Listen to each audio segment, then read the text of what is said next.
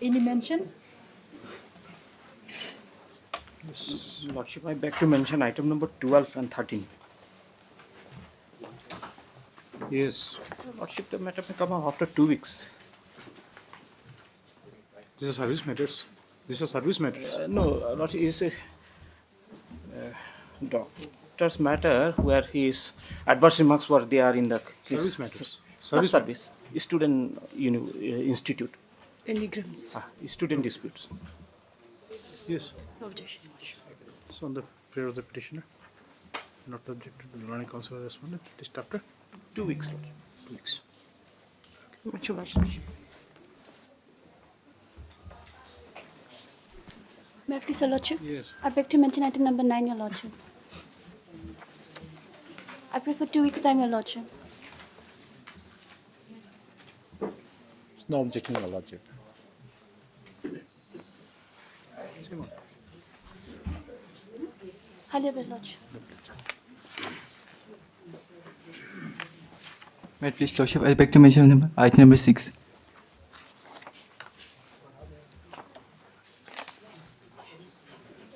I pray for 2 weeks' time.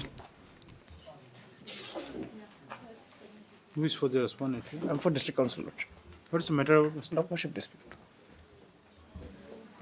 no objection? Same one. Your Lordship, item number 11 also. Obliged. It's joint prayer, Lordship. Item number 11. Item number, joint prayer. Joint prayer. Yes, Lordship. See 11 on joint prayer made by the After 2 parties. weeks, Lordship. List after 2 weeks. Yes, Lordship. Much obliged. Hello. Please, Lordship. Lordship, I beg to mention item number 4. Lordship, it's joint prayer.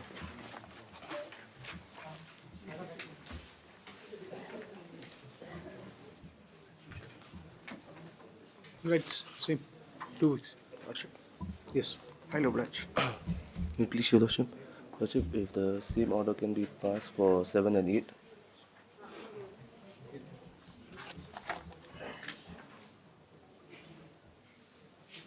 Yes. 7 and 8. 7 and 8. You are for the petition. Yes. We pray for 1 week of time. So 1 week. Are you sure? 2 weeks. What is this, what this matter, sir? Matter of This is regarding teacher, my lord. Hindi teacher. recruitment. Yes, for regular recruitment. They're already in service, but of course their appointment is backdoor entry. They are seeking regularization. Yes, which is difficult. And this is pending for from 2021 for just for this regularization thing. Yes, my lord. Yes. Same thing, just say on the request of the petition, not object to the landed GA, district 2 weeks. 7. Yes. All right. All right, my lord. May I please, Lordship? I beg to mention item 10. Lordship, it's a joint prayer.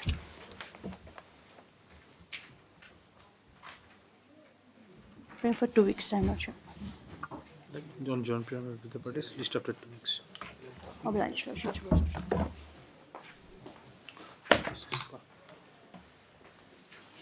Your Lordship, I beg to mention item number 5. Anything yes left in the list? Is there anything left in the list? There's nothing but number 5. Yes. What happened? No, we are not ready, sir, Your Lordship.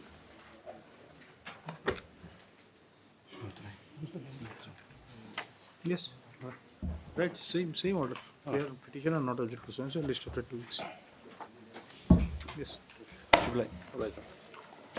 Supplementary cause list, item number 1.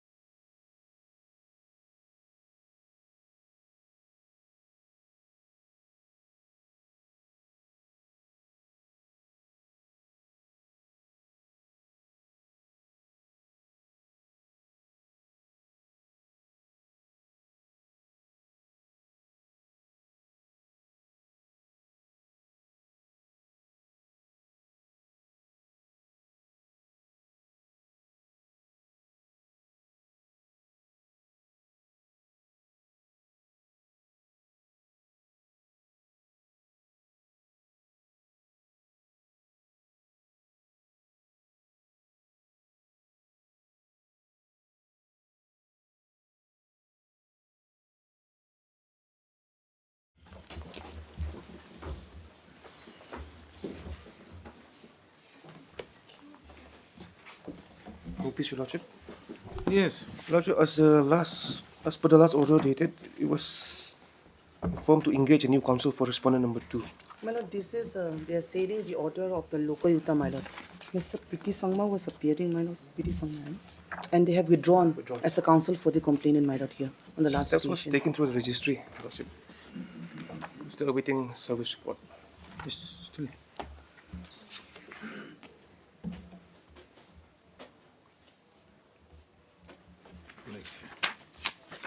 There is service report already.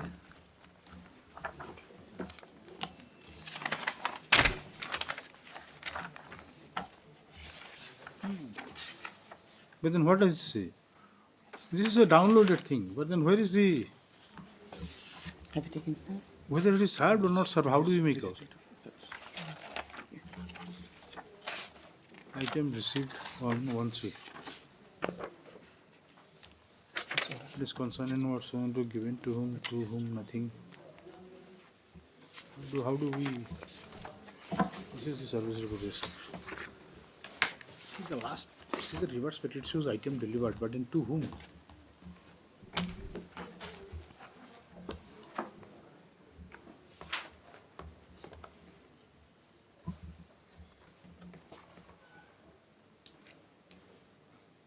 What is the address of the private respondent? Number 2? It's in Trikila, West Garo Hills. Tikila.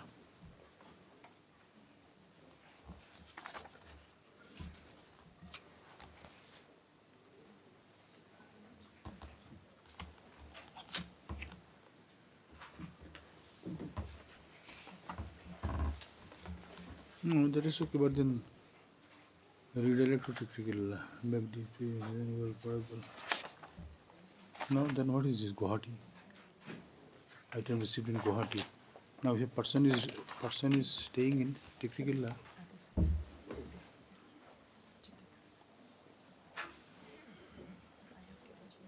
no, whether it is served or not, how do you make out? Where it is written the item has been delivered to so and so.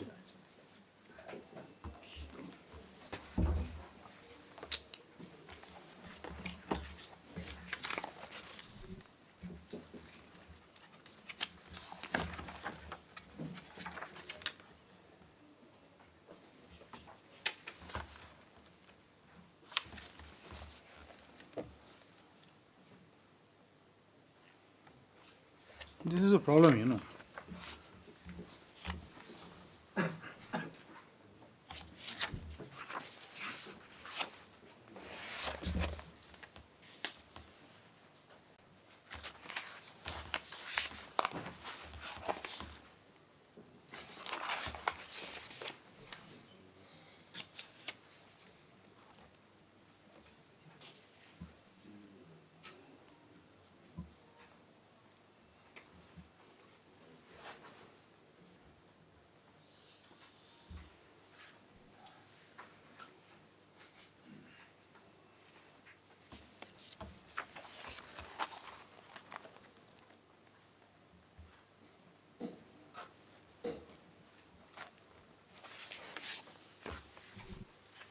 Yes, though in terms of the order of this court, earlier order of this court.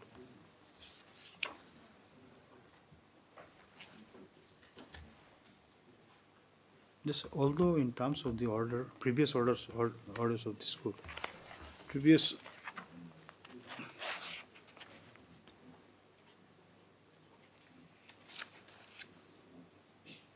order of this court, this court. This previous order, that's single order, do not say orders of this court, comma, the respondent was informed about the withdrawal of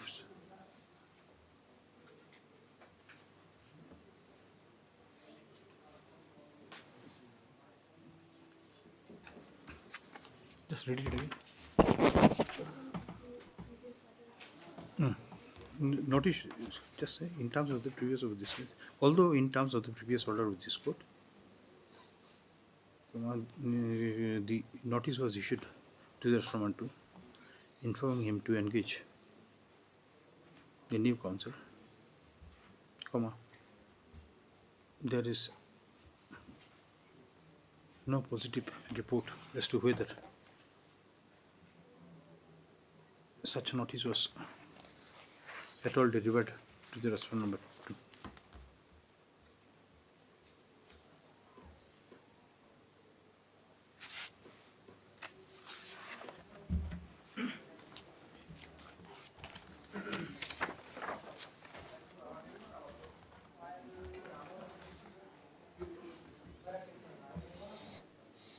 Just await service report. List after 2 weeks. We'll just see. Of course, this is not step was not taken by user. Registry has done it. They will. I think they will verify. Just let me verify this one. Yes. Item number 2.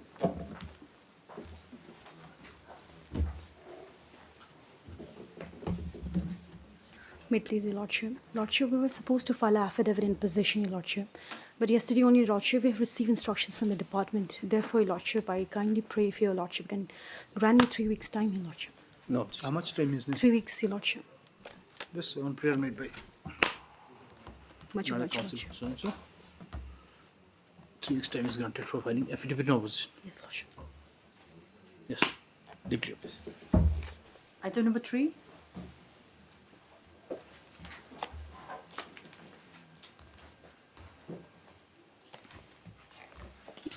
May I please, Your Lordship? Yes. Your Lordship, we have taken steps to the respondent and we already filed our affidavit also.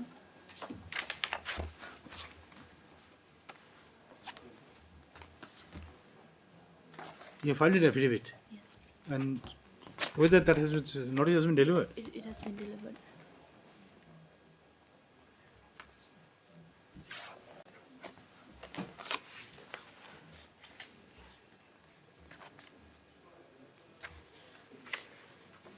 What is this matter about?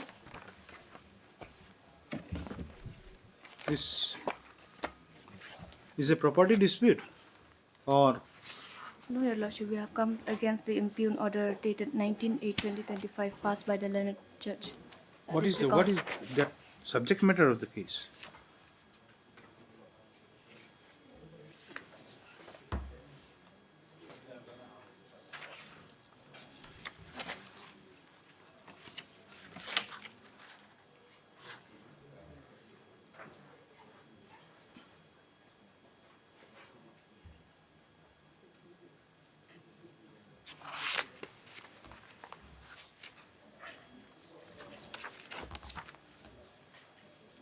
So what shall we do now?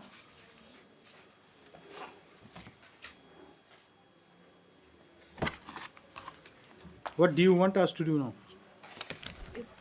If the respondent, if they have made an appearance, it can be listed for hearing, Your Lordship, but then respondent is not. Or shall we wait for one more day? One more time? We'll wait, Your Lordship.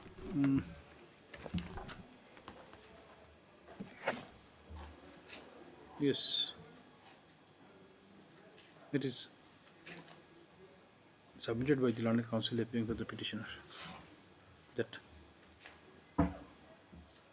an affidavit, a service affidavit has been filed showing the factum of delivery of notice upon the respondent number, Only one respondent. upon the sole respondent.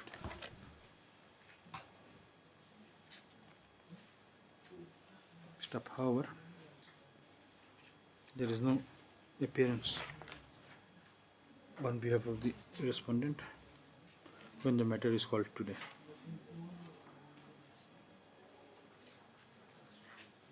Shall we wait for one more day? Your Lordship. Okay.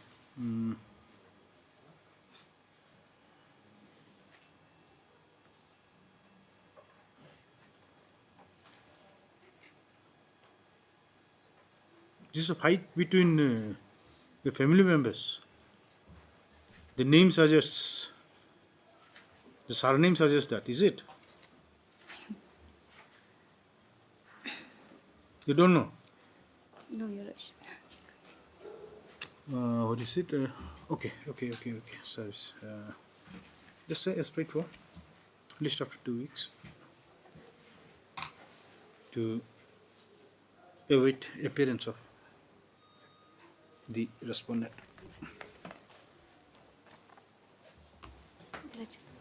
Hearing item number 14.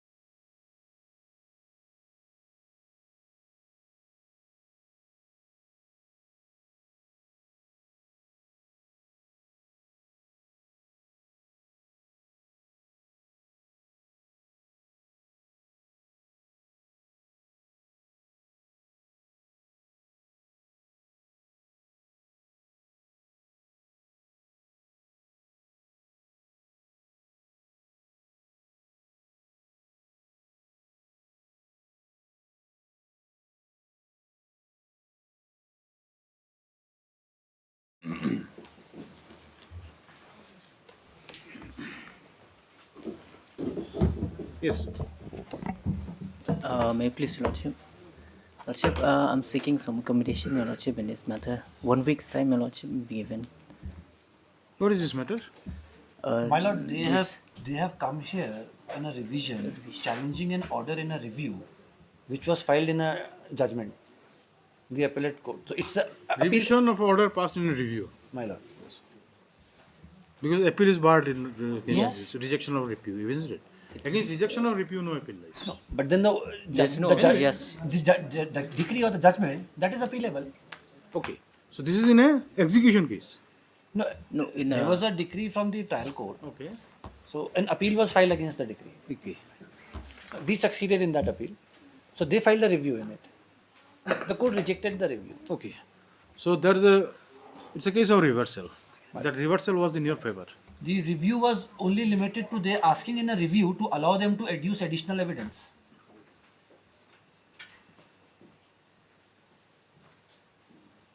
So in terms of order 41, the court decided it.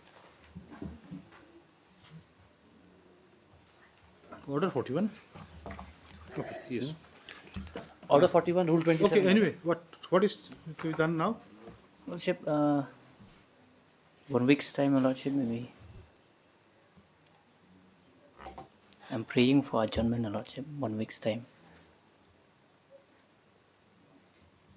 My lord, the thing is they are enjoying a stay and the lower court proceedings are frustrated owing to it. And we've taken a joint. Proceedings means trial. what proceedings? My lord. What? The execution. Oh, execution. You filed execution. They file the execution, yes. It's in the advanced stages and it is. Okay.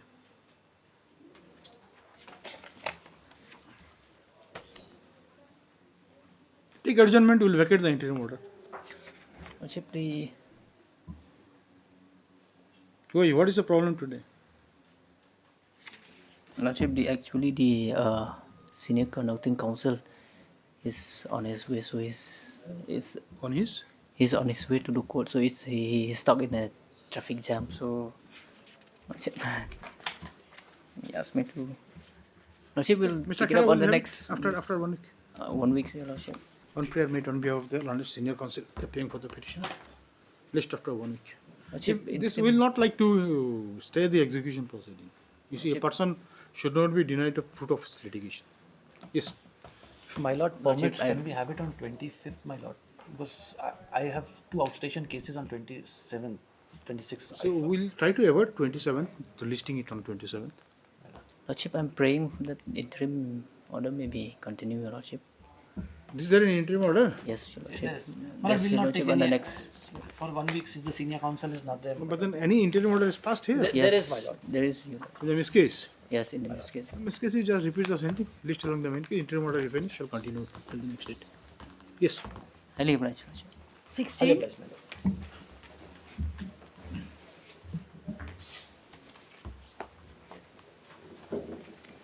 Yes.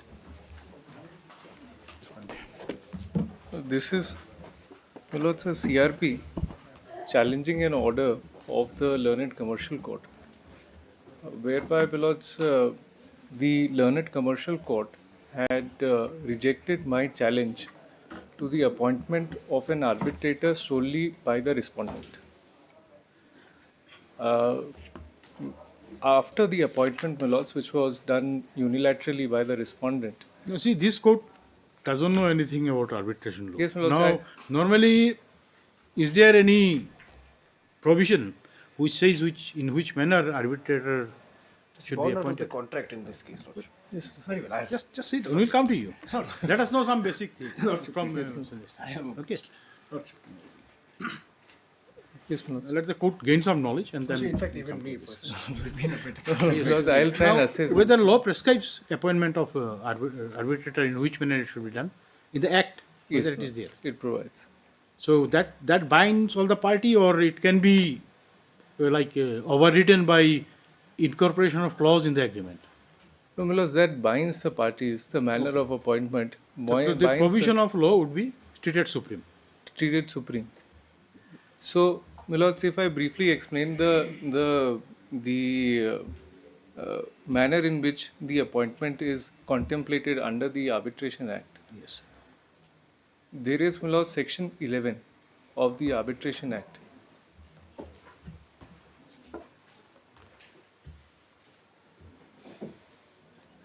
You have to first educate this court if you want some order. Yes, my lord. No, it's our job to assist. So, my lords, just see section 11. Yes. It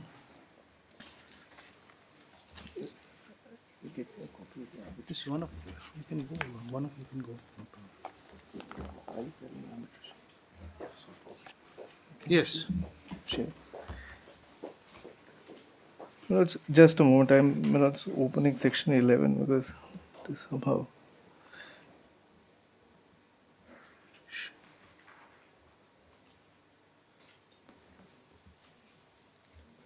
Yes, my lords.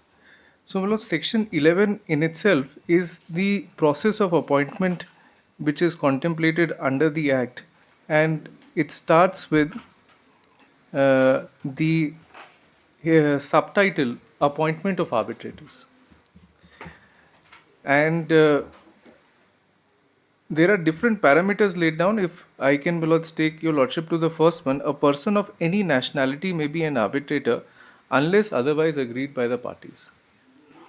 So, my lords, I will just briefly indicate in this there are certain exceptions which are mentioned by the Act unless otherwise agreed by the parties. Yes. So he So will. far, that is with regard to nationality. That is with regard to nationality. Yes.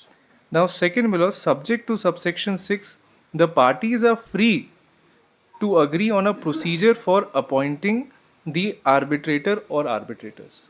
So that procedure can be laid down by the parties.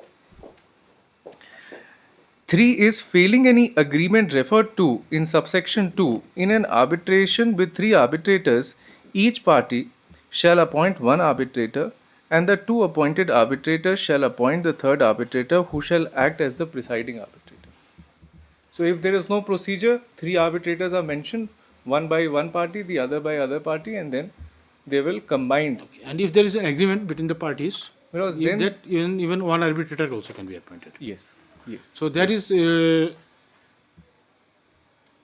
though no limit on the number of arbitrators. There is no limit on the number of the arbitrators.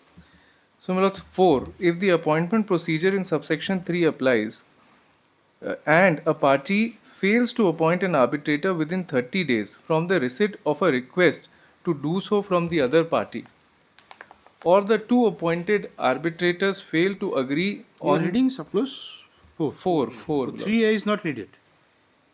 3A, my lords, not there. not there, my lords. In fact, 4A. in the 3A is there. because it has been amended subsequently. 3A, Lordship 3A. That is inserted by 33 Act 33 of 2019. I am reading the latest copy from the. I believe my friend is also reading. NIC, yes. Okay. And We have a 2020 publication. This is the one from the NIC. Yeah, this is from the nic.in India, which is the official website. That is okay, but then we are reading a publication by LexisNexis, Universal. The difficulty is this act keeps on amending after every couple of years. That is the. See, this is very important that this court should further understand. Yes. Okay, so would not cannot afford to miss any provision. If there is a latest copy, 2025 or 26, that would be helpful. Or we can. Now this section 3A, which was inserted in 2019, Yes, Manoj. has it been this thing omitted again? But then These legislations keep on, but there have been multiple amendments in keep section on 11. changing. But then this Section 11 has been, as per my understanding, below, Section 11 has been a subject matter of multiple legislative amendments in the recent past. And there are certain provisions, for instance, 6 capital A, which has been inserted, but till date has not been given effect to because no notification has been passed. Achha, anyway, just carry on reading 4. Yes, Manoj. Subsection 4. Kindly sees 4. If the appointment procedure in subsection 3 applies and a party fails to appoint an arbitrator within 30 days from the receipt of a request to do so from the other party, or the 2 appointed arbitrators fail to agree on the 3rd arbitrator within 30 days from the date of their appointment, the appointment shall be made upon request of a party by the Supreme Court, as the case may be, or the High Court, or any person or institution designated by such court. So, in case of a failure,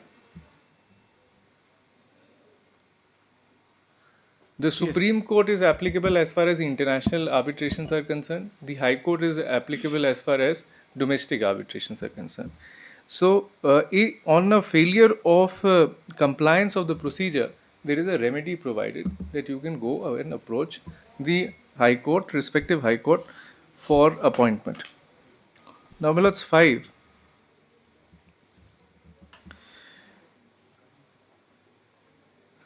Failing any agreement referred to in subsection 2 in an arbitration with a sole arbitrator. So, previous was a procedure for 3 arbitrators.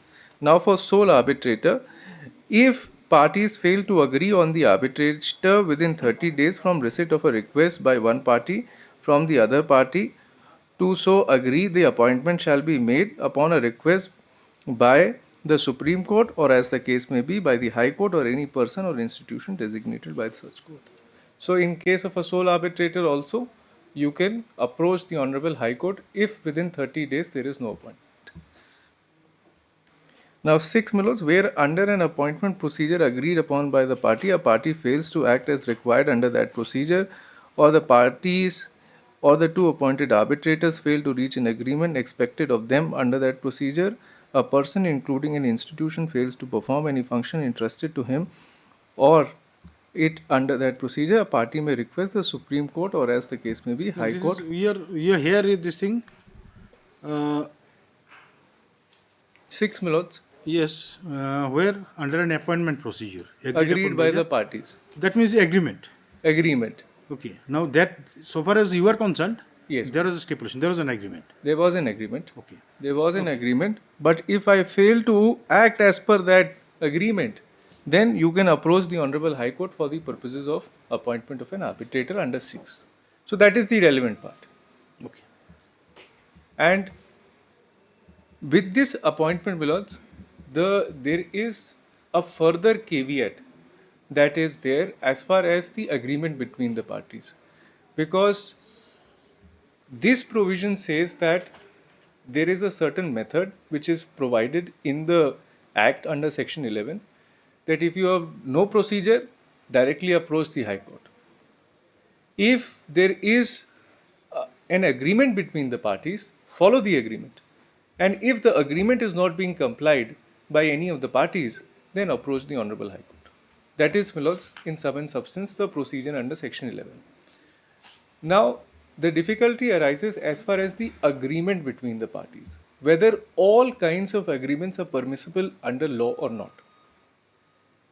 If an agreement is lopsided in favor of one of the parties, then whether that agreement can be invoked for the purposes of invoking arbitration or not.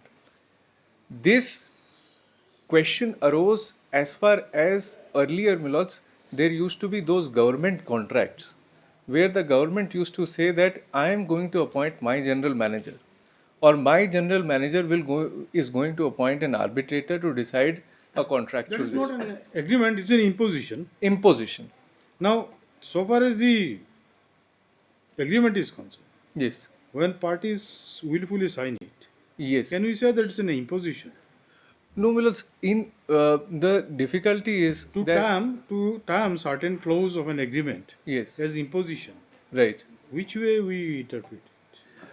We say like that the aggrieved party had never agreed to such thing, and yes, it was imposed on him. Which way you prove it? Yes. So, Milods, in this case, the situation is that as far as this is, arbitration agreement is a mechanism for resolving commercial disputes between two commercial parties. So, when these clauses are included in the contract, these clauses are included in a contract not between a governmental organization and a private party. These clauses are being incorporated between two commercial parties who are very well aware about their interests. So these are two independent parties. Government under Article 299 entering contract is a contractual party, and it has to be treated like a contractual party. So independently of whether it is the government or any other thing, the clauses have to be interpreted objectively between two contracting parties, and we have to see that whether those clauses are in accordance with law or not. So, Milods, after this, after Section 11, there is another provision in Section 12. Milods, kindly see Section 12.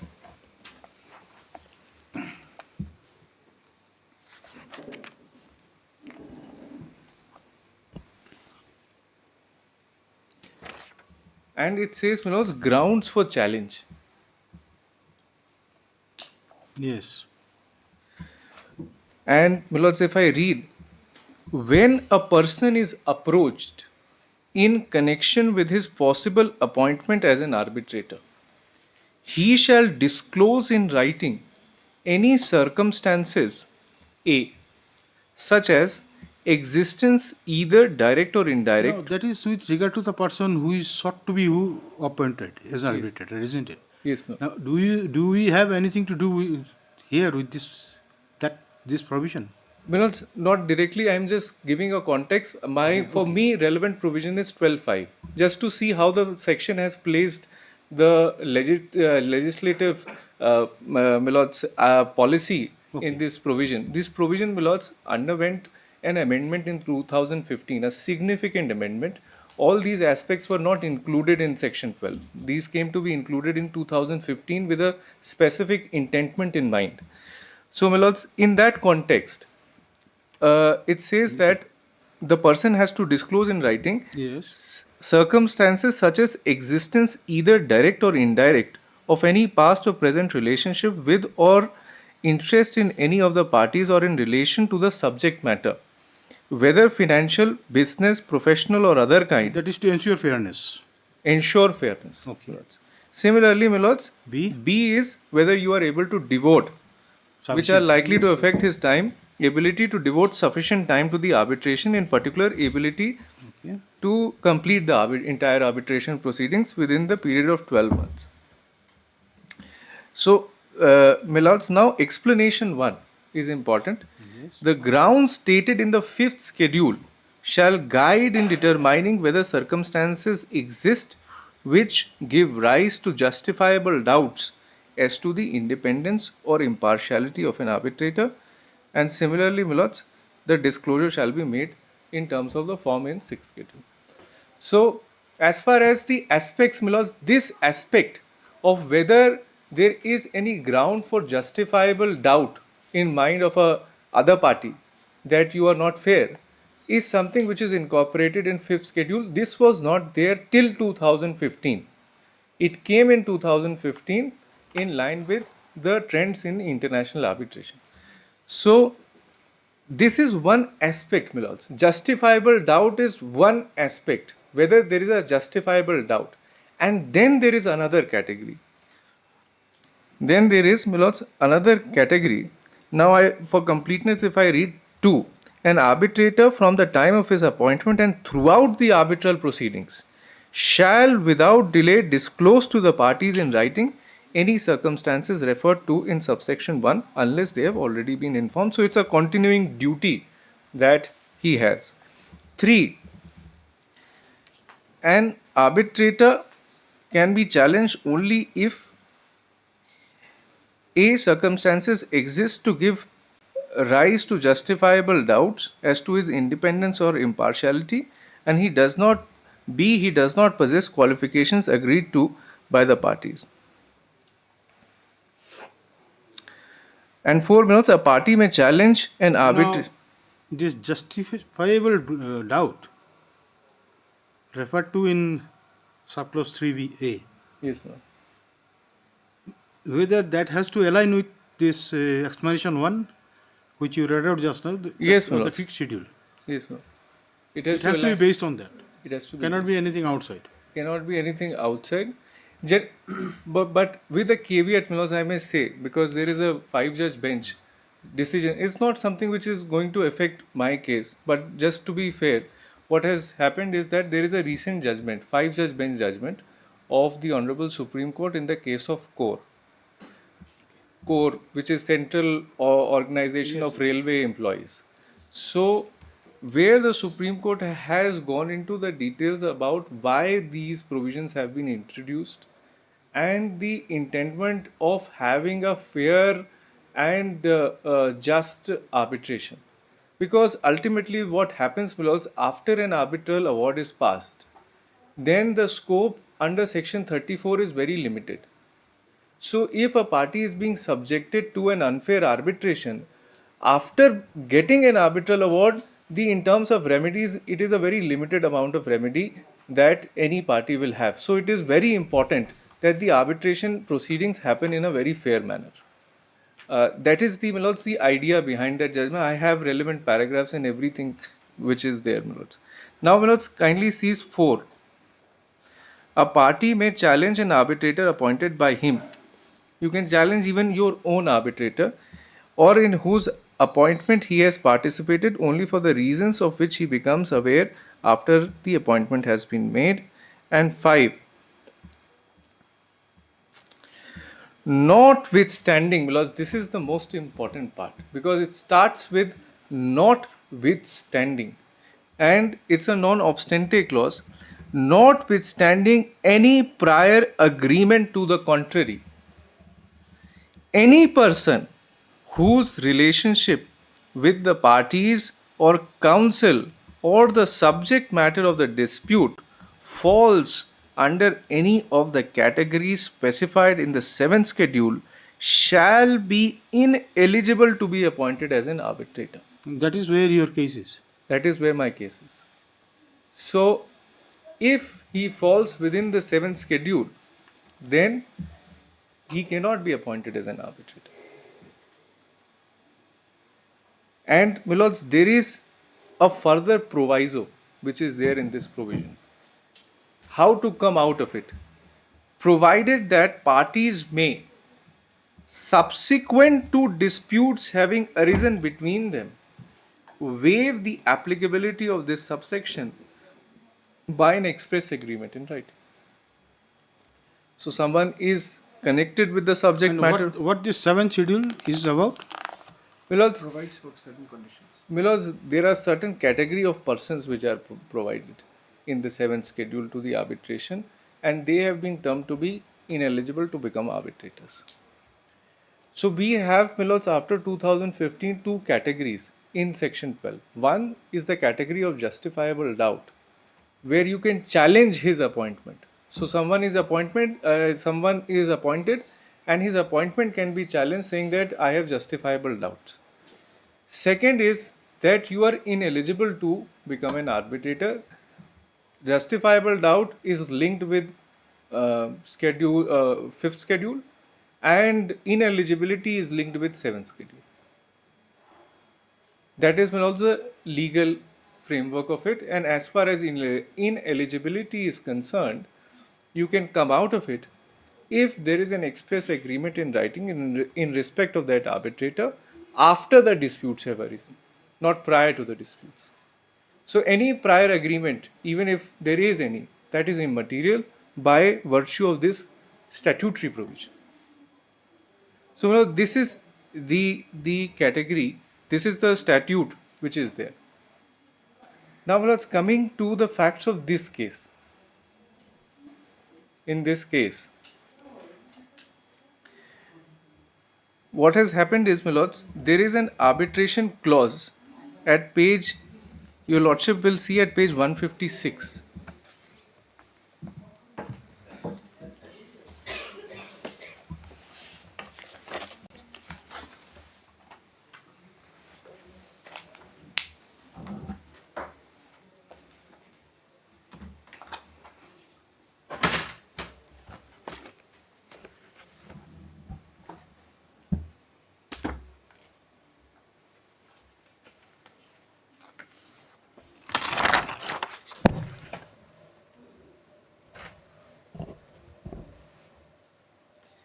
Now, prior to dealing with this arbitration clause, if I may, on the interpretation of the statute, I may make one submission. That is this, notes that what used to happen and how the law was amended and why the law was evolved is that what used to happen, especially, it was quite evident with the government contracts. It was not there, it is not such that it is not there in commercial contracts. It may be there in commercial contracts as well. But it was quite evident as far as the government contracts were there, that generally there is a provision for some government officer to become the arbitrator. Earlier it used to happen, now it has changed completely. So that clause was being objected to, and thereafter the 2015 amendment came, which bring in 5th schedule, 7th schedule and everything, and a procedure is also prescribed how to go about it. If you want to challenge someone's you have justifiable doubt, there is a procedure also how to make an application and everything. Now subsequent to that, there were two important judgments which were passed by the Honorable Supreme Court. One in the case of TRF Engineering by Justice Lalit, and the second is by in the case of Perkins, which invalidated all those agreements. Said after 2015 we are making all those agreements invalid because those agreements are not fair in nature. Thereafter came the judgment of the Justice Nariman in Bharat Broadband, which said that 12.5 is mandatory. So this is the, and lastly, Milo's last judgment is that of Supreme Court in Core 5-judge bench, detailing all the judgments previously made and the policy behind the provisions. Now there is one, Milord's, additional fact which is introduced by these judgments. That is this, is that not only the ineligibility applies to you, it applies also to any person appointed by you.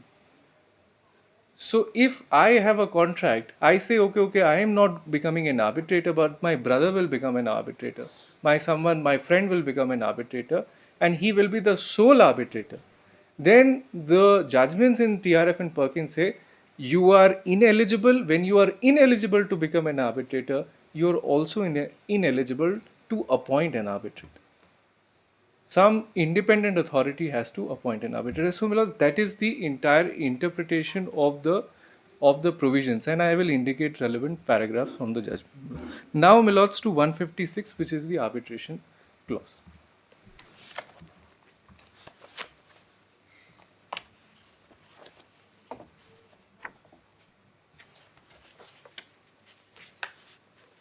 Yes. 156, it starts, Milords, resolution of disputes.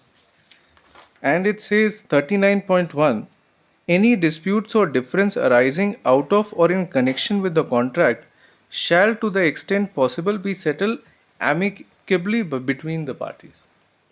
And 2, if any dispute, difference of any kind arises, shall arise between the owner and the contractor arising out of the contract, the performance of works, whether during the progress of works, after its completion, termination, abandonment, it shall in the first place be referred and settled by the engineer, who within a period of 30 days after being requested by either party to do so, shall give written notice of its decision.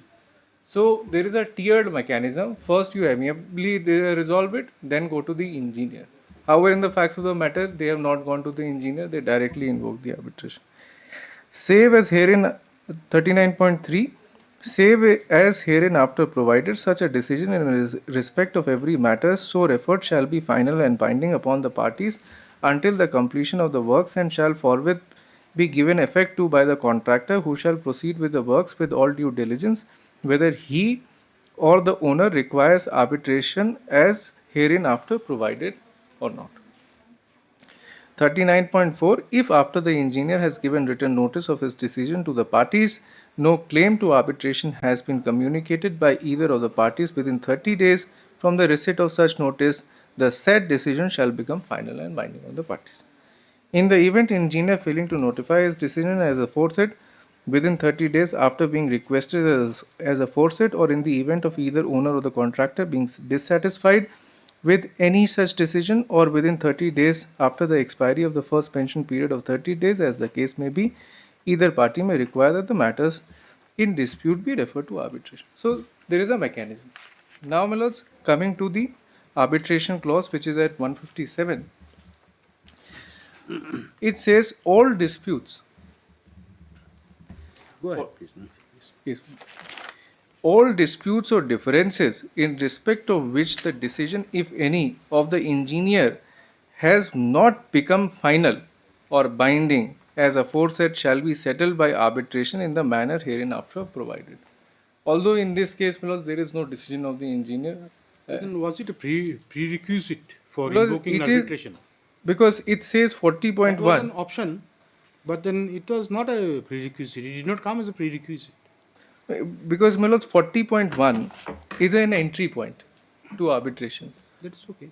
40.1 is all disputes, differences in respect of which the decision, if any, of the engineer has not become final or binding. So only those decisions which have not, first there has to be a decision, it has not been. Starts with all dispute or differences. Yes, my lords. So Of which decision, if any, because this is an anyway. My lords, I will proceed with the main provision, but this is a point which is available to me. I am going with the interpretation of the provision because that is something more fundamental. 40.1.1, my lords, kindly seize this. yes. The arbitration shall be conducted by 3 arbitrators, one each to be nominated by the contractor and the owner, and the third to be appointed as an umpire by both the arbitrators in accordance with the Indian Arbitration Act. That is fine. I have no difficulty, my lords, with that part. If either of the parties, now here is the, my lords, affecting portion.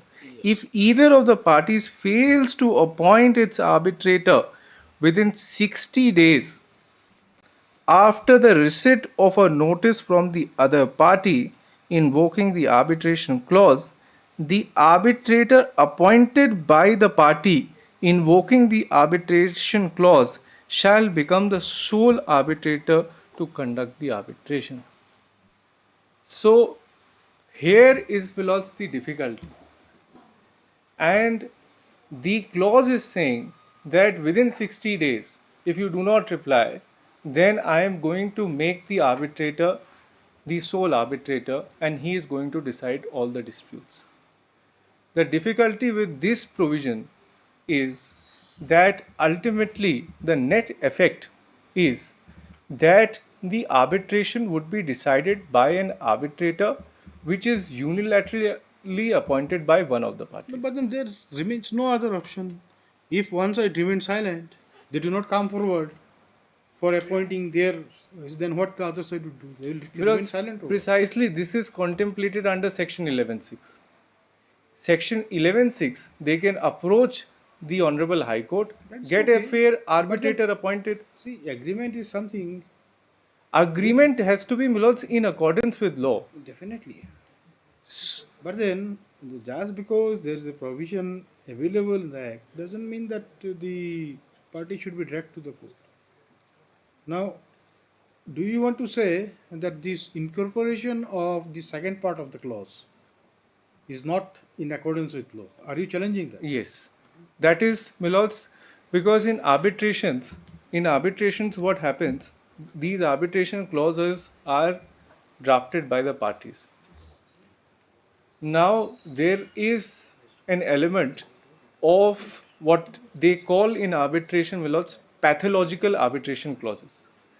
Pathological arbitration clause means that certain clause, certain part of the arbitration agreement cannot be implemented because it is contrary to law. And which is what is reflected in those judgments of Perkins, TRF, Bharat Broadband, because there also an agreement existed. And the Supreme Court said that I am not going to implement this because it's an unfair agreement contrary to the intendment of the Act. So, my lords, my submission is, as far as the second portion is concerned, the second portion cannot be implemented. It gives the unilateral power to him. His arbitrator will decide the arbitration that power dispute. is available to you also. So that had there been a default by them, yes, my lords. this power would have been available to you. Yes, my You lord. That cannot is time it to one-sided, you see, affairs. It's not a one-sided affair. so. My lords, here is the question: if a party agrees to an arbitration clause, which says that the other party is going to appoint an arbitrator, whether that arbitration clause is a valid arbitration clause. I am saying this is an invalid arbitration clause. It cannot be implemented. The question is whether this is a valid arbitration clause or not. And section 12.5 says that yes, it can be valid. You can unilaterally appoint, provided after the disputes have arisen, you have an express agreement in writing. So, are you trying to say that the unilateral appointment of arbitrator is not contemplated in law? It is, if it is done, that that Is is liable to be interfered with. that is liable to be interfered with. And it can only be valid if you follow the proviso of section 12.5. So there is a method provided in the Act how to make it valid. That method has not been adopted. The arbitrator has proceeded with the arbitration. When the arbitrator was appointed here in this case? Yes, ma'am. On which date? Because that is.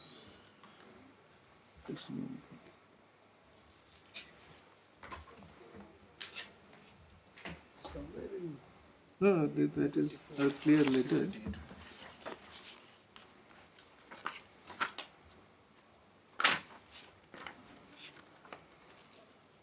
Appointment, my lords, it's at page 18. This is page 178.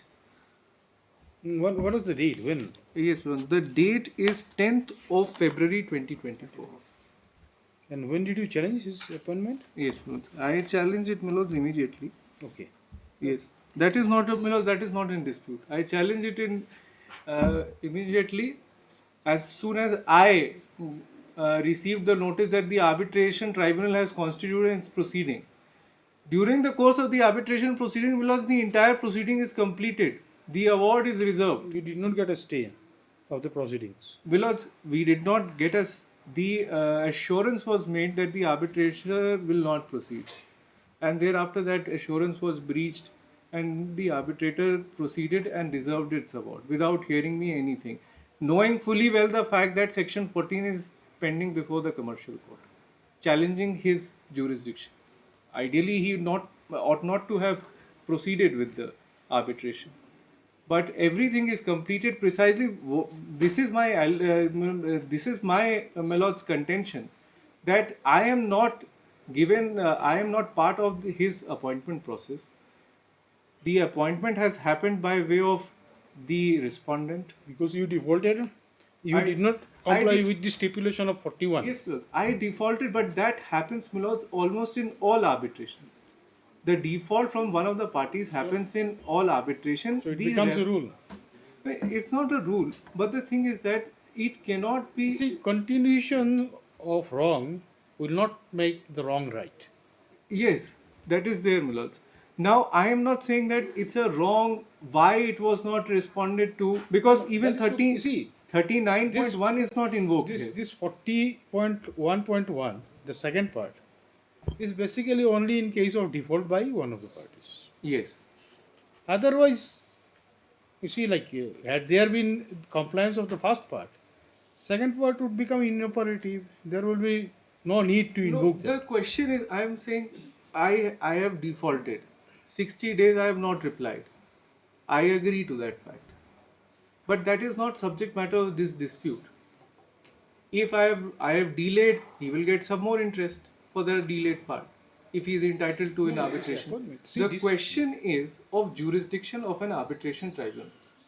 Whether an arbitration tribunal can derive jurisdiction based upon the clause in 40.1.1.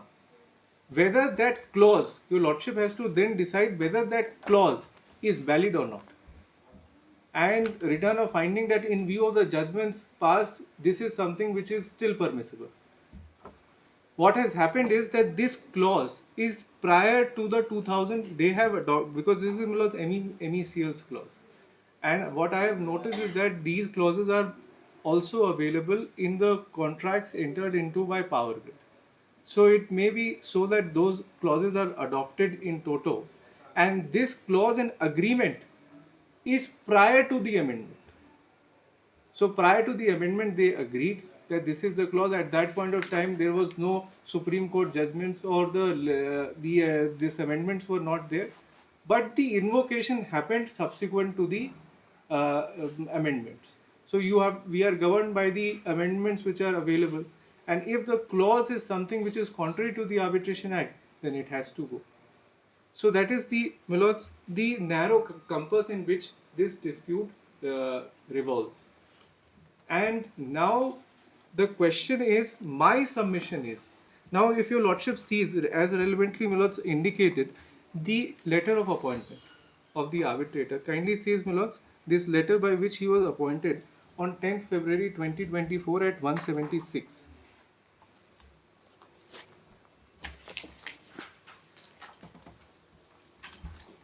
$176. Yes, please.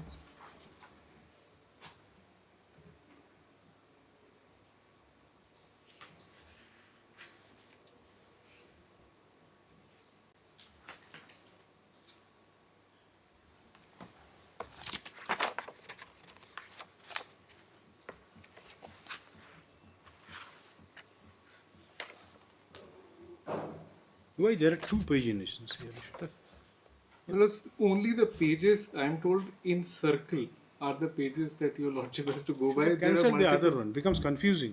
It ideally ought to have been erased before filing. Even by just giving a mark also would have helped. You see. Yes. Yes.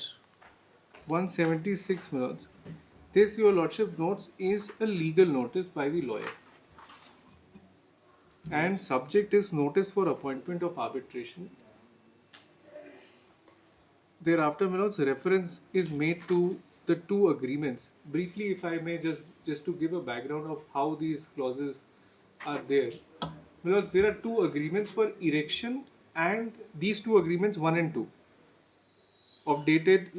See, 176 is a notice for appointment of arbitrator. Yes, just below that. That is notice given by them, addressed to you. Yes. Yes. Yes, it is addressed to Okay. me, and there is reference to two contracts, 1 and 2. Yes. Contract agreement dated 19/10/2025, 2015. I apologize, and Milord sees, and letter of award dated 21/5/2015. Bracket erection. So one is the erection contract, erection of a substation, and the second contract is contract. Right now we are concerned with which Both. Okay. Yes. So, Milords, erection contract, and there is a second contract which is referred to, supply contract. So, these are the two contracts. Milords, if I take your lordship to the first paragraph, that the notice dated 31/3/23 was served upon your good office raising demand for claim of payment of contractual dues. The said notice laid down all factual aspects of the matter, and it was submitted as per statement drawn on 23rd March. The outstanding liabilities for payment to Dhar Construction Company by MEPDCL so is 17 crores 6,34,364.34. That in response to the said notice dated so and so, letter number so and so dated 24/5/23 was issued to have joint reconciliation towards the settlement. That although the meetings were held in this regard and the contractor had time and again visited your office and raised the issue of payment, no workable settlement of dues of Dhar Construction Company has come forward. The invocation now, Milord, sees one thing, that from 4 we directly come to the invocation. There is also no 39.1. So they have not invoked that you give a decision of the engineer, which is as per the arbitration clause. He ought to have followed 39. And 40.1, which is the arbitration clause, says that only disputes. Are you trying to say that without invoking 39.1, I was they not could not have invoked invoked arbitration? the arbitration. And So, I was not under an obligation. According to you, that reply. was a qualifying clause. That was the qualifying clause. It's a multi-tiered arbitration. So that all disputes do not directly land up in arbitration. You cannot jump 3 steps together. 3 steps. You go one by one. One by one. So there was no decision of the engineer. I was not obligated to reply because you have not approached my engineer. This dispute was not qualified for an arbitration. And my lords, Cs 5, the invocation of the dispute resolution in clause 39 and 40 of the is merely a remedy to the since the reconciliation amicable so and so the contractor and the present may be constituted as notice with regard to respect of the claims earlier raised. 6, that as per 40.1.1 the arbitration is to be conducted by 3 arbitrators, so directly arbitration. Third party is an umpire. Now 7 is the Dhar Construction Company hereby proposes, the Dhar Construction Company, and I am emphasizing why this. This is a proposal. This is my second argument. First obviously 39 is not invoked. And second is, as far as the proposal, as far as the appointment is concerned, the lawyer is not appointing it. The company is appointing, the management of the company is appointing. The Dhar Construction Company hereby proposes the name of Justice so and so of the Guwahati High Court to be the domining arbitrator in both the aforesaid contracts for a composite resolution as the contracts and the H.K. Sharma. Okay. Yes. Yes. Yes. Sorry. Yes. So I'm not into the person concerned. Yes, yes. We are Okay. talking about the procedure. No. This court, thought H.K. Sema. Thought not Sema. Sema is Supreme Court, not. Yes. So, my lords, the company, the respondent, its management has appointed an arbitrator. The question is whether the management whether a person of the management. They have proposed the name. They have not appointed. No. In this notice, they have proposed the name. They have proposed the name, Yes. and I will show the subsequent communication whereby this has become confirmed. Okay. Yes. That is what. See that he is the person who was appointed, subsequently appointed as arbitrator. Yes. By them. So you are saying that there is wrong in it also. No, there is no. What I am saying is this. I am saying, my lords, in view of section 12.5 and the 7th schedule, I am emphasizing my submissions are leading towards the 7th schedule. What is happening is, what section 12.5 says that there are certain categories of person who are ineligible to become an arbitrator. And the management of a company, director of a company, are ineligible to become an arbitrator. The management of Dhar Construction Company cannot become an arbitrator in a dispute it has with the petitioner. So you want to say that Dhar Construction Company was not eligible? Not eligible. That is the first step. Dhar, I will show below 7th schedule. Then what happens to the very particular provision incorporated in law, where both the parties request to propose a name? Yes, sir. Then yes, sir.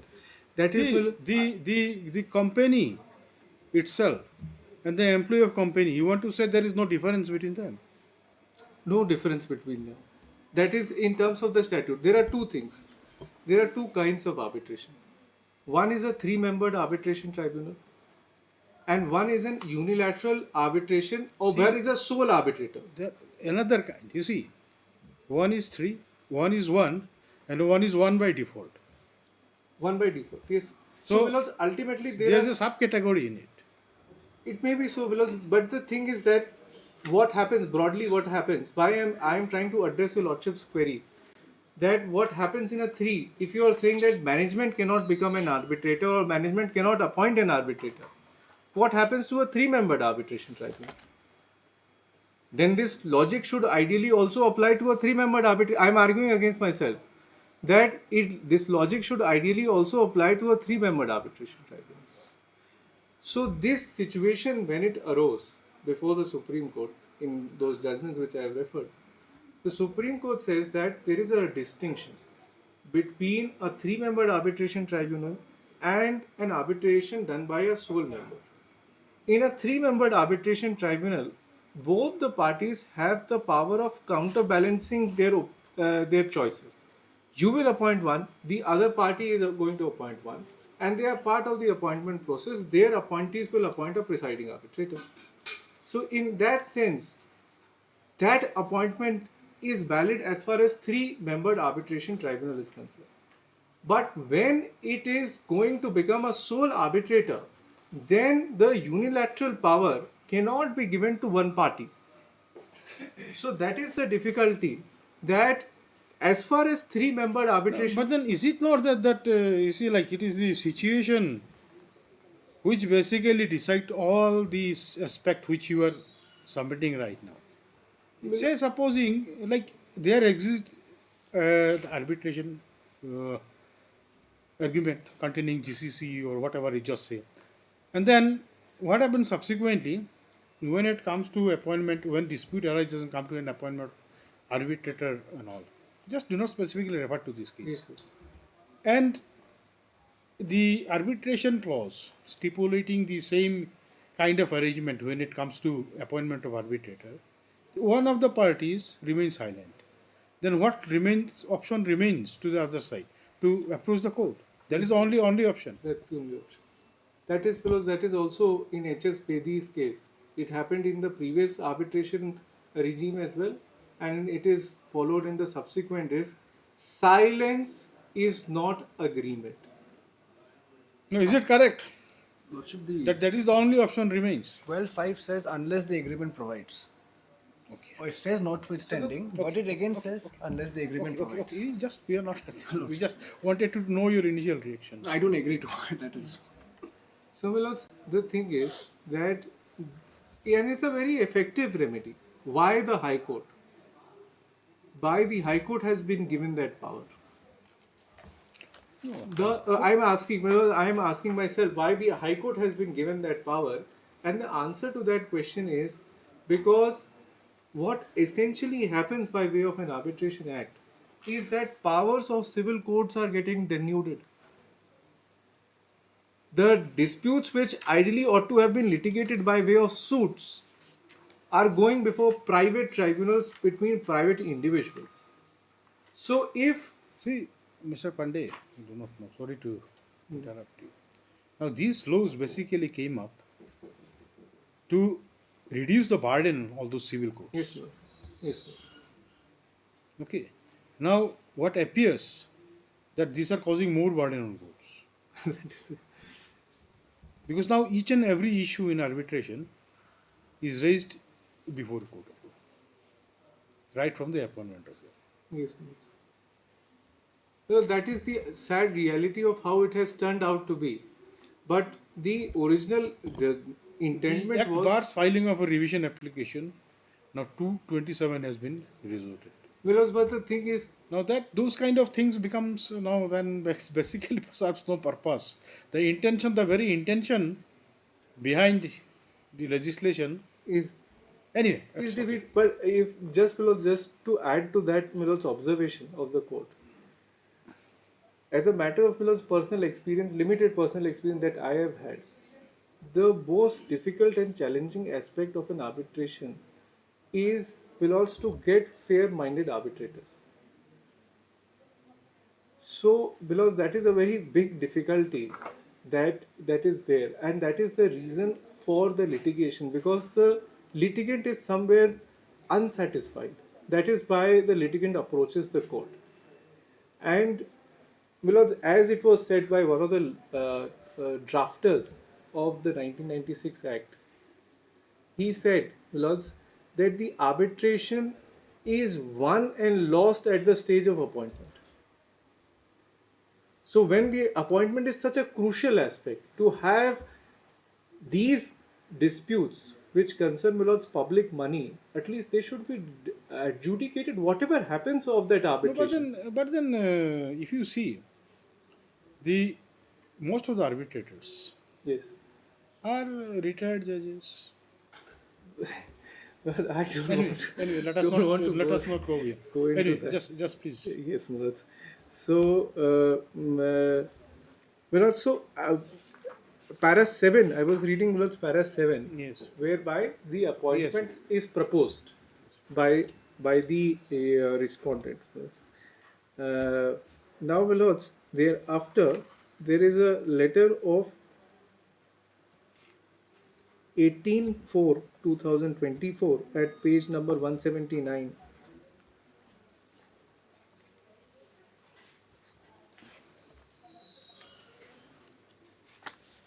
Now, reference to these paragraphs in the notice of appointment of arbitrator is for what purpose? What submission? What would be your submission basing on this paragraph 5, 6, 7 of the notice, which you have read out just now? My Milord's, two submissions. Yes. First submission is that the respondent did not invoke the clause 39 of the dispute resolution clause, which was a mandatory requirement before appointment of an arbitrator.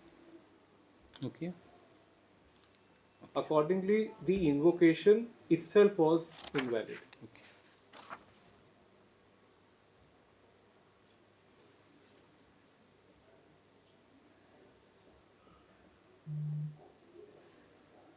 Yes.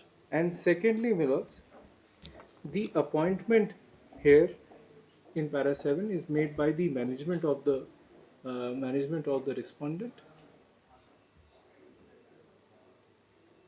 which could have proposed an arbitrator for a 3-membered arbitration tribunal, but could not have appointed a unilateral arbitration.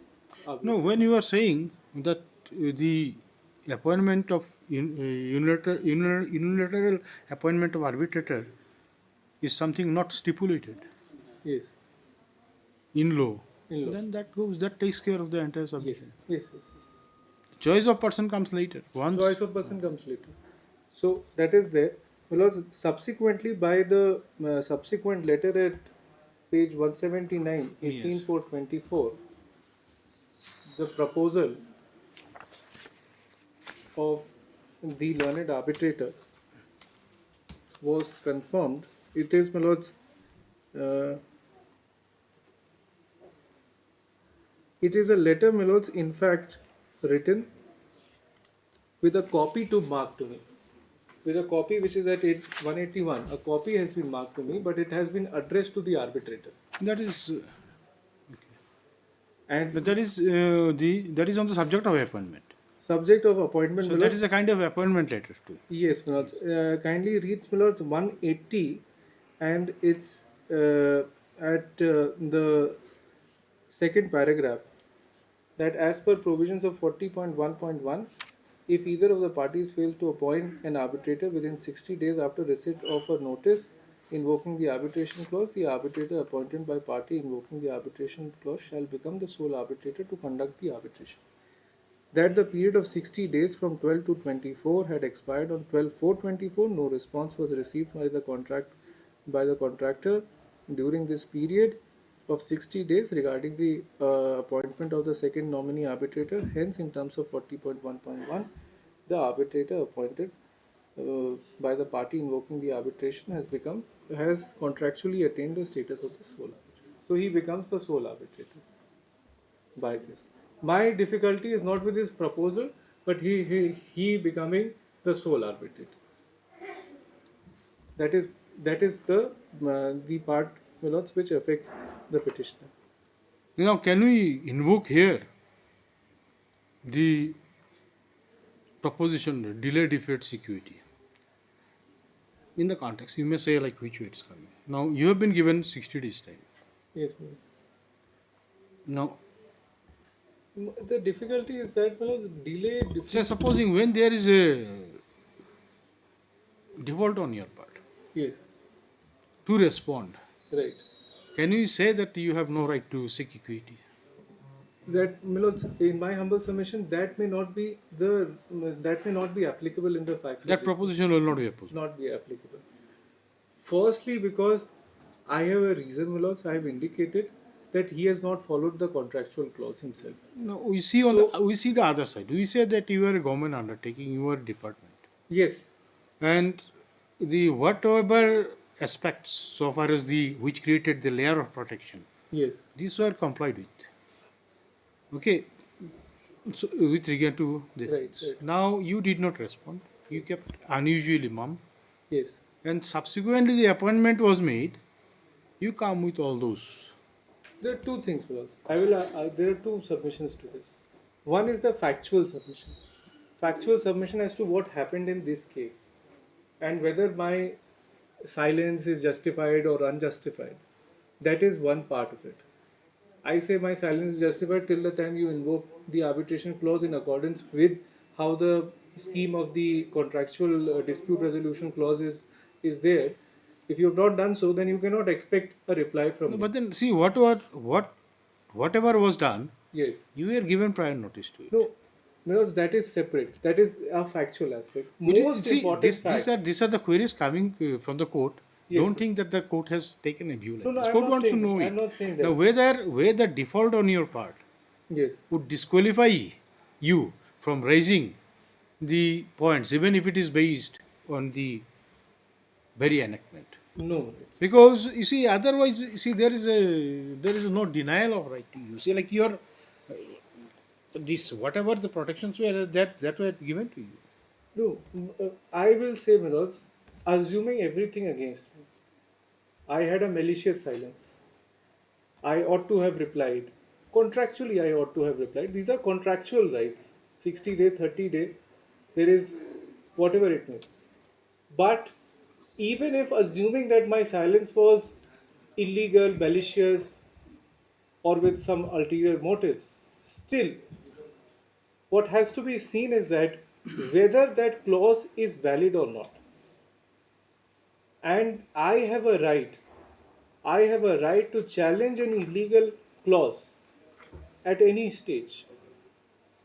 So, because it goes to the root of the matter, it goes to the jurisdiction of the arbitration tribunal. So you want to say that the statutory protection which you have here, Yes, it cannot stand weight. yes, yes, yes. That is my Whatever the situation, that will remain there. that will remain, my lords. That is my submission. So, my lords, this is the, my lords, factual background in which the arbitrator came to be appointed. And just for your lordships satisfaction, my lords, 182 is the notice of by which it started. 182 of the 182 of the petition, my lords. yes. That is the start of the arbitration proceeding. Yes, notice of appearance before the arbitration tribunal. Yes. And Okay, these are all factual aspects. these are all factual So aspects. these are not disputed. These are not in dispute. These are not in disputes, and my lords, even the so 25(4) he, my lords, proceeds with the arbitration, and just immediately thereafter on 18(6), Yes. 24 at 190, I am there before the court. Okay. So that aspect There is also no delay on your part. So this is below that. Now, below I have to place certain judgments on how. So your basically your entire argument is based on law points, the points of law, Documents. nothing else. Nothing else. Factual aspect are just to give a context to the Whether legal issue. in the factual background Yes. there could have been appointment of sole arbitrator or not. Yes. Yes. Yes. That is what. That is more precisely. You will give me written notes of your. Yes, please. I'll place a judgment compilation with written note. Because this court will be mostly dependent on what you say. Yes. Because I will No, you assist see, like, to the best of my ability. If you have a background in one thing, that understanding also. I appreciate. I appreciate. This court had no exposure to all those things before. No, it is our responsibility also. Okay. So just to ensure that no Yes. mistake is coming. yes. So we'll have written notes with the You judgment. can your judgment you can incorporate there, then that will Yes. make it. Yes, That will please. help us. But my initial submissions are below these. Yes, This yes. is- Now at least the court has got the idea. I mean, Yes. what your case is. Yes.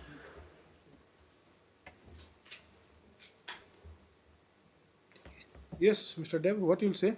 Lordship, my first submission is that the Arbitration Act does not say that a sole arbitrator cannot be appointed. There is no such bar under the statute. It is provided for. Their challenge before the commercial court was essentially on two grounds.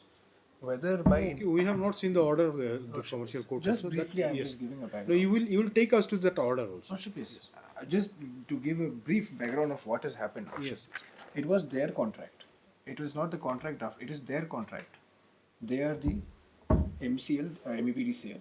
They have issued me the letter of award. It is their contract. It is their provision. It is not my provision. Okay, so this That I all have those imposed on them. clauses incorporated in the agreement was basically framed by them. It is their contract. It is not a case where I have imposed any or otherwise, Lordship, put that. So now they imposed a condition on you, Correct. and now when that condition Backfires basically on them. eh, they say that this condition was perhaps void. Now what happened is, Lordship, No, whether there will be barred by estoppel then. Lordship, my humble submissions, it is not a question because there is nothing in the Arbitration Act which says that this contract or this clause See, is this is what that is what if you can show, Lordship, yes. then And that definitely is we what will has reject been- this case. and- what Mr. Pandey has said. Mr. Pandey's condition is that yes, the law doesn't contemplate an appointment of. Lordship, yes. And Unilateral interestingly, what is to be pointed out here is that it is not a clause where one party has been given an advantage to appoint an arbitrator over another party. It is a very fair clause that both will nominate one within the period of 60 days. And One thing, Mr. Pandey, if that is the correct, this format of agreement, and that incorporation of clause, that 40.1.1, it is recreation, then how come you come forward challenge the second part of that? he does not challenge the That contract. can be challenged clause. That is in fact a precise judgment I am carrying. Justice Nariman's judgment. After the arbitration commenced, arbitrator appointed, thereafter BSNL challenged it, saying No, my but then arbitration. that is, you are challenging a very clause which you yourself inserted into agreement. Yes, because it is contrary to law. Because it is contrary to law, and that is permissible. If the question is not who challenges, who drafted, the clause is in accordance with law or not. Now, what happened is, Lordship, in view of that clause, a 60-day notice was given to him proposing the name of the arbitrator. Arbitrator was from the panel of High Court judges. I don't think they have any personal imputation against his Yes. character or something, so I leave it to them. That he said on. Lordship. So within 60 days, admittedly they received the notice for proposing, they did not reply. What my learned friend is saying that they were silent because I have not invoked 39.1, they could have replied, my lord. They could have replied. Instead of replying to my notice, raising the dispute, they in fact replied, not saying that please invoke 39.1 or anything else. They said that come to my office and we can work out a dispute. It did not work out. I issued a notice under 40.1. They did not reply to it within 60 days. After the lapse of 60 days, I issued another notice. There is no dispute with regards. So So, Mr. Pandey Lordship, yes. has admits it. Yes, now in the arbitral proceeding. What we need is that you see, like your response to the points of law which is. Lordship, yes. Now my humble submission at first, my first submission on the scope of this CRP, Lordship, is that after the arbitral tribunal was constituted, arbitral proceedings started, they did not participate. One second. Mr. Pandey, now, as of now, you have not cited any decision. Is it not that he has a right to know what decision you rely on to give an effective reply to it? Well, because this is something coming out of the commercial court proceedings. I think my No, but then you will be citing certain laws, Same isn't it? judgments only, I think. Yes. In support of your argument before this court, you will be citing some judgments. Yes. Now, is it not that Mr. Dev should know about those before he gives his thought? Yes, ma'am. Absolutely. In all fairness, ma'am, those I will circulate a copy of my judgments too. So only after that only he can complete his argument. Yes, please. Yes. Yes. Now, what happened here, Lordship? Yes. They filed a Section 14 petition challenging the praying for termination of the arbitrator's mandate. Now, in that Section 14 petition, Lordship, it was not. They had not challenged Section Clause 40.1, saying that it is void. Forget about that. They had two challenges. Say forget about it. They have not challenged it. They had two challenges, two grounds for seeking termination of. What we would like to know, you see, just probably whether he has challenged it or not, we are right at this point of time. Taking into consideration his argument, we are not going into that point. What are we saying that yes, even if it is reviewing, that will not be operational in view of the Judgments and the law and the amendment. Yes, very well. the law, in view of the operation of law. Lordship, yes. Okay. Now that is where you have to Lordship, yes. basically. Now, what the learned commercial court finds is that there is no bar under the Arbitration Act That is yes. as amended till date, reading into all the judgments. Because in this case, Lordship, if Lordship would see the judgment, it's a detailed judgment by the learned commercial court. We have to read the judgment. Yes, more or less similar, same judgments have been relied upon by both the parties because these are landmark judgments on these issues. But what we have tried to do is distinguish, and that has been accepted by the learned trial court, that those judgments of Perkins and so which say that sole arbitrator should not be appointed or unilaterally should not be appointed are distinguishable in these facts. Lordship, because the second point is, the second thing which the learned trial... It means those judgment did not create an absolute bar. Yes, in those the appointment. judgments were basically from contracts clauses It which... is normally discouraged in law, Correct. but then it is permissible in certain situations. Correct. Especially when there is an equal opportunity given to both the parties in the contract itself to appoint an arbitrator of their choice. Had it been a contract where only I can appoint the arbitrator or they can appoint the arbitrator without any notice or without any prior notice, that perhaps is covered by those judgments that the contract itself could not have. It wasn't unilateral. Here, what your lordships have to consider is that whether me invoking 40.1 and appointing a sole arbitrator amounts to a unilateral appointment or not. Because there is no bar under the Act to appoint a unilateral arbitrator, lordship, it is provided under the Act itself.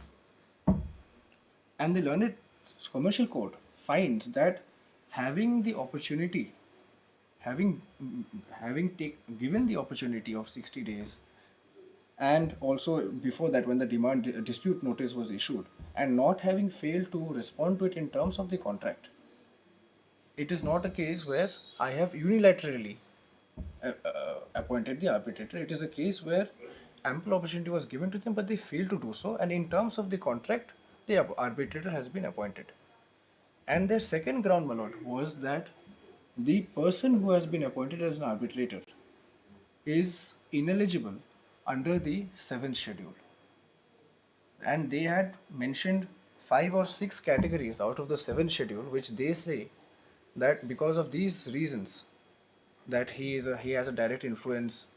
I'll take your lordship through the details. Yes. You will take me to 7th schedule. Lordship, You have to take me to all those. They had specifically stated that categories, 5 or 6 categories of the 7th schedule are being violated, and as such the arbitrator who has been appointed is ineligible. And the learned commercial code comes to a finding that those categories are not at all attracted. That is all right. Yes. But then whether that has been done rightfully or not, that is what is. Lordship, yes. We are there to examine the order of this. Lordship. Now, you have to support if that is there. But then the main thing is that you have to counter so far as submission on law, points of law is concerned. Lordship, That operation of 39. Lordship. And 39 is not an issue in my humble submission because it is. Was not it dealt qualifying. with by the learned?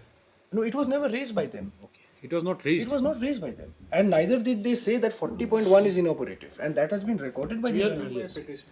In this petition, now they don't say it. 14 petition.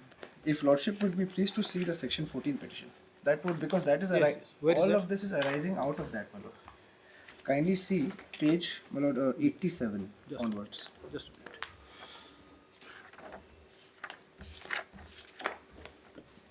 minute. Just a minute. Lordship.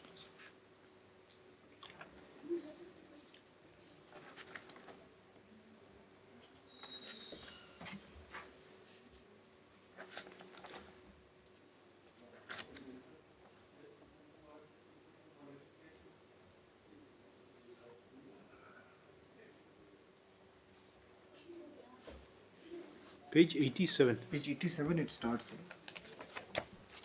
This is, my lord, a petition under section 14 of the Act, filed by the petitioner here. Yes. And if I may take your lordships, it begins from page my lord, 89, the content. Yes. These are, my lord, the factual background. And if lordship may be pleased to skip to the grounds, my lord, at page 97, para 11.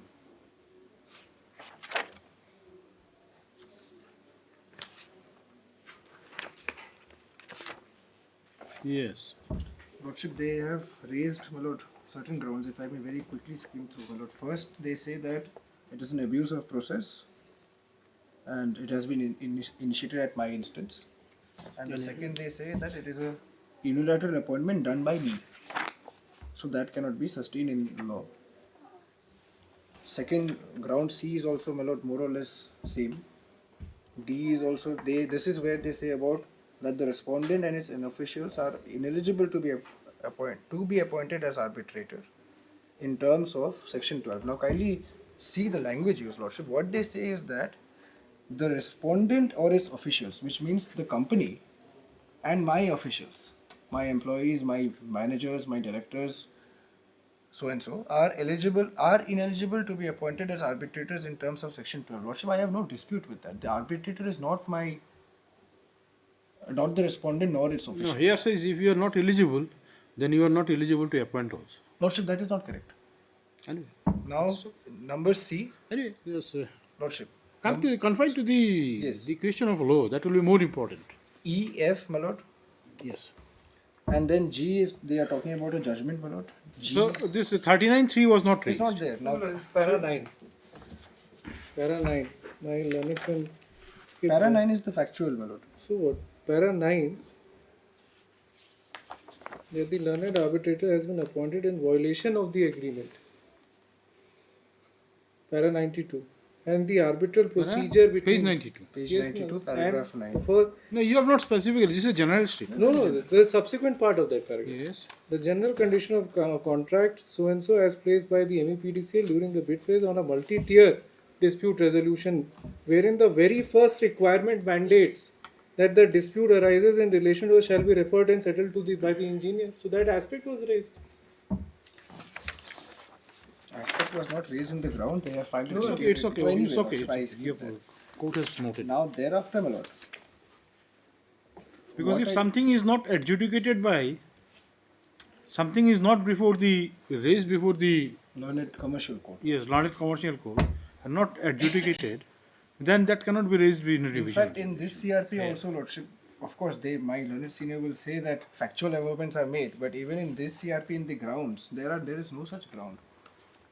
If Lordship may kindly, It's okay. It's okay. It's so okay. I am just, that is what It's I'm okay. Yes, we are not concerned about what basically raised here. saying. Lordship. We will be more interested to know what are the points adjudicated Lordship, yes. by the commercial court, by the learned commercial court. Now, if Lordship would be pleased to see the judgment, my lord, because this is a very detailed judgment, and I believe it deserves no interference. Page 30 onwards, Lordship.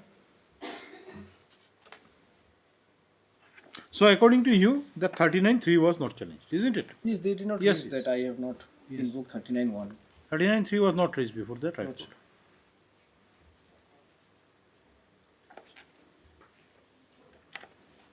Now, if Lordship would see the judgment of the which has been impugned, page 30 onwards.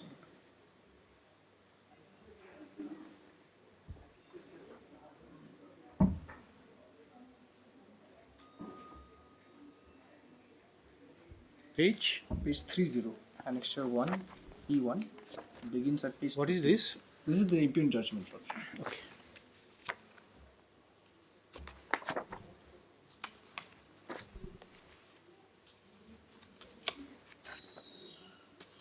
So, Lordship may, it begins at page 30. Lordship may be pleased to come to, there's a narration of facts. Kindly come to page 34.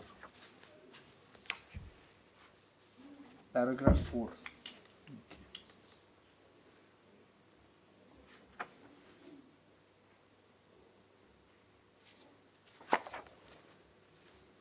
Lordships have paragraph 4 at page 34.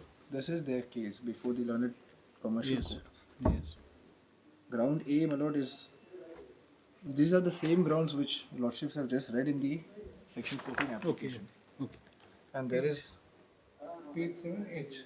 This is a reproduction of the same thing. Lordship, yes. Yes. Page 36. 36. Page 36. Page 36. H. H. In the contract between a parties, a particular procedure is provided for dispute resolution under 39 and 40. The dispute resolution clauses explicitly provide in case of any dispute arising between the parties, the same shall be in first instance settled by engineer.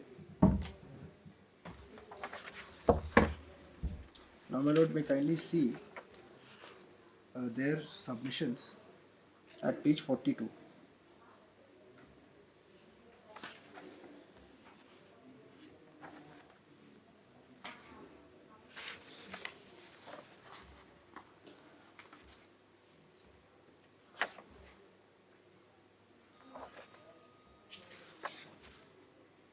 It's okay, just come to the finding of the court. Lordship, very well. This is a very detailed, my lord, judgment. If Lordship may kindly have.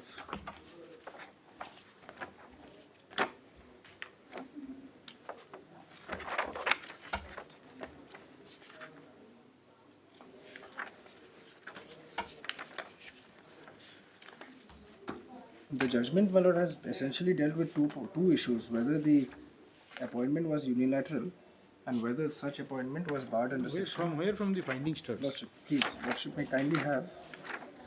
Just a moment, Lordship, these are all replies, page 63 onwards. Yes. Two issues were framed. Paragraph 9. That whether the arbitration clause 40.1.1 provides for an unilateral appointment of an arbitrator, and the second issue framed was that whether the appointment of Justice so and so as an arbitrator is valid. Yes. Now, my lord, while answering the first issue, the Honorable Court has relied upon the judgment cited by both the parties as well as seen the contractual clauses. And Lordship may kindly come to the finding on this issue. These are all judgments and paraphrasing of the judgments. Kindly come to page 84, paragraph 18.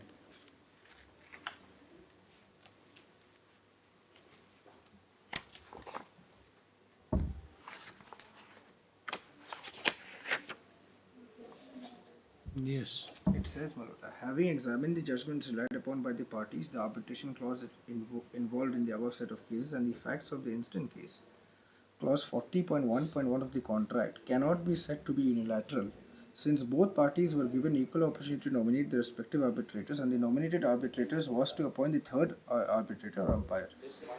Only if either of the parties failed to appoint its arbitrator within 60 days after receipt of a notice from the other party invoking the arbitration clause, the arbitrator appointed by the party invoking the arbitration clause shall become the sole arbitrator to conduct the arbitration. In the instant case, it was not that the petitioner did not have an opportunity to nominate its own arbitrator. In fact, in the instant case, the petitioner has failed to nominate its arbitrator in terms of the arbitration clause. It was also well within the knowledge of the petitioner that in the event of their failure to appoint an arbitrator, the arbitrator appointed by the party invoking the arbitration clause shall become the sole arbitrator to conduct the arbitration. I do not agree with the submission that the respondent had become ineligible to nominate the arbitrator by virtue of section 12(5) of the Arbitration and Conciliation Act, and therefore he could not have appointed Justice so and so as to act as an arbitrator. In the instant case, the respondent was never nominated as an arbitrator as per the contract. I do not agree with the submission that the respondent had. Who is the respondent? Well, the department company, yes. They wanted to say, my lord, that since I cannot, the company or its director or its employee cannot be appointed as an arbitrator, the company cannot also appoint the retired judge as an arbitrator. Now that contention has been rejected, my lord, in view of section 12(5). Just a minute.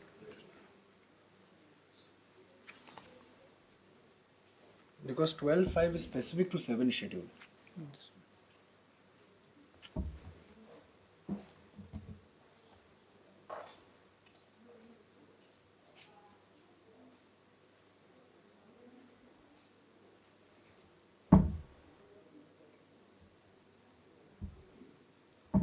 And if lordships are seeing the act, my lord. Now the problem is that the book. See, If lordship may only see section 10, my lord. That is the latest. If lordship will see section 10. Now again this will be Because I don't think section 10 has been, we can give a printout of the latest. 2020, we'll give a 2026 publication. I think both of yes, us that is what you going do. by the Because same lordship. we'll decide on the basis of the law which is applicable as on the day Yes. Lordship, yes. or as of the day of the cause of action. Yes, yes, yes. I think both of us are on the same act. There is no. We will finalize the We can give a 2026. copy of it, lordship. Because it will create some confusion if an old act is referred to. You see, the latest book will create confidence in the mind of the court that whatever court is reading Is is the correct. Latest lordship. That is correct. Yes. That is correct. Anyway, just say, So yes, Your what you Lordship were would saying. see section 10, my lord. It talks about number of arbitrators. This is before section 11, which talks about appointment. Okay.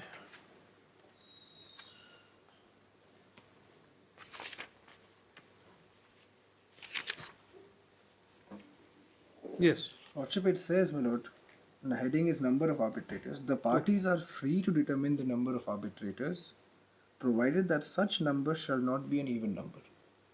And failing the determination referred to in subsection 1, the arbitral tribunal shall consist of a sole arbitrator.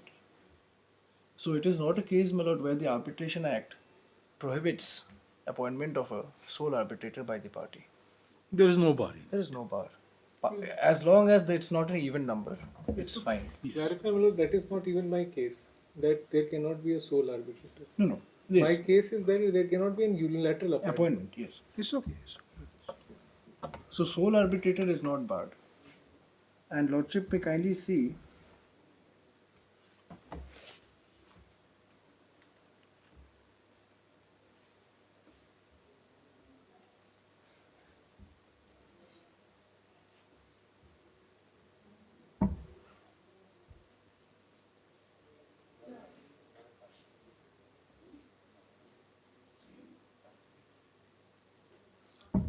now Lordships may kindly see section 11. Now, unilateral appointment in case of solar, because you see, when it comes to appointment of three, say supposing this both the parties were required to Yes. recommend their name. Yes. In such a case, so far as a person whose name is recommended, the person becomes a unilateral appointment. That becomes a unilateral choice. That becomes a sole So arbitrator. that means your objection is basically to unilateral appointment of sole arbitrator. Sole arbitrator. That is my objection. Yes. Yes.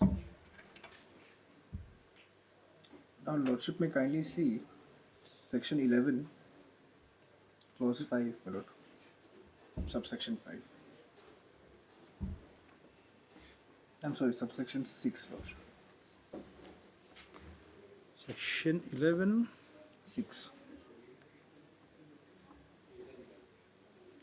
Because, my lord, the petitioner contends that my only option is to approach the High Court in the event they breach the Yes. agreement. Kindly see, my lord, 6, my lord, the A, B, C. Thereafter, my lord, a party may request. Yes. A party may request the Supreme Court, as the case may be, or the High Court. Just a minute, you were reading? Lordship, this is section 11. Subsection 6. 5, subsection 5, my lord. Yes. And then 6 says, where an appointment procedure upon the party fails. Where under an appointment procedure, agreed upon by the parties. Lordship, a party fails to act as required under that procedure. Okay. So he did not. So I am trying to say that he Yes. does not. Yes. Kindly see what is the consequence, Lordship. A party may request. A party may request the Supreme Court or the High Court, as the case may be. So here we are confined. It's the High Court, Lordship. Just a minute. Here, A party may request the court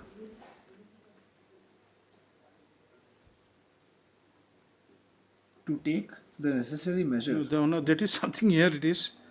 That is again, and I think. If I may read the section in total, Lordship, perhaps Lordship may. Just read 6. Where Lordship, yes. under an Where, appointment. under an appointment procedure agreed upon by the parties, a party fails to act as required under that procedure. Yes. Or B, the parties or two appointed arbitrators fail to reach an agreement expected of them under that procedure. Yes. Or C, a person including an institution fails to perform any function entrusted to him or it under that procedure. Yes. Then a person may request. Now this is what part which is missing in this book. Because Now here it this says is the where- appointment shall be made on an application of the party by the arbitral No, institution. that is not the, my lord. I don't Then know. you just come with that.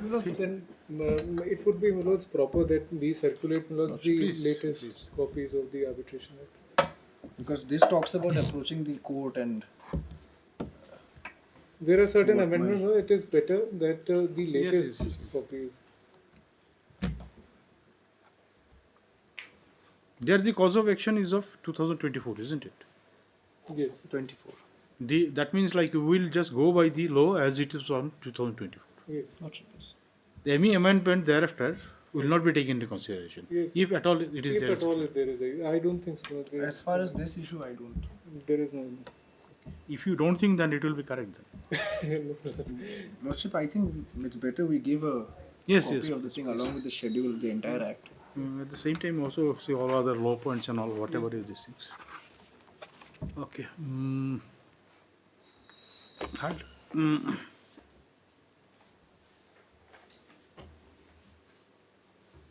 Mr.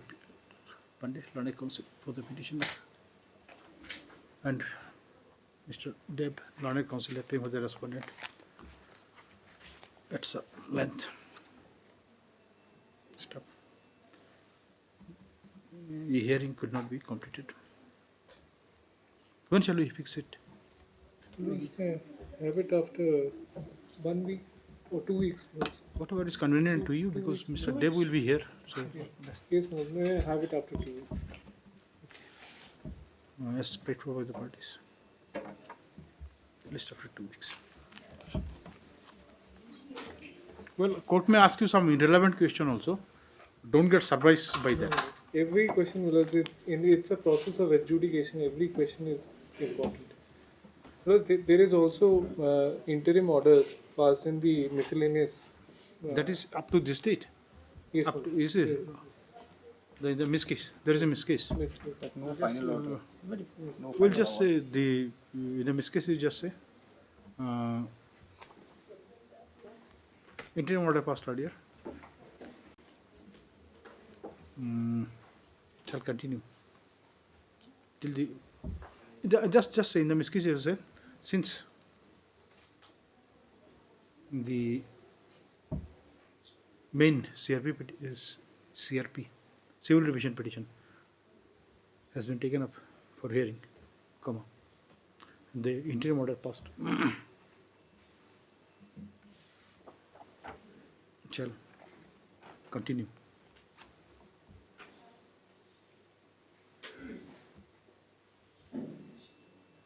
till the disposal of the revision application. So you do not have to increase it in piecemeal. The miscase stands disposed of. Yes. Yes. Nothing more.